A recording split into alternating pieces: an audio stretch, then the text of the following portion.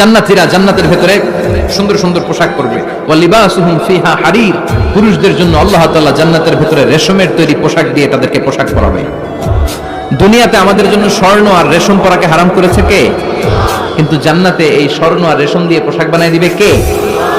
আলিয়াহুম সিয়াবু সুন্দুস খুদরু ওয়াস্তাবারাক, the dress will be green fine silk with gold embroidery।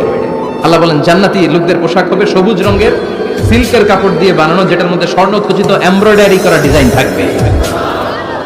দুনিয়ার বুকে পুরুষদের জন্য আল্লাহ চুরি পরা ব্রেসলেট করাকে নিষেধ করে দিয়েছেন, কিন্তু জান্নাতে যারা ঢুকবে প্রত্যেক পুরুষের হাতের ভেতরে জান্নাতের স্বর্ণের তৈরি ব্রেসলেট পরাইয়া দিবে কে? এই সুন্দর পোশাক পরে জান্নাতের এবার ঘুরতে বেরোবে। খাইলাম দাইলাম পোশাক পরলাম, এবার কোথায়? ঘুরতে বেরোবে, শপিং করবো একটু। তো জান্নাতে তার শপিং মল নাই।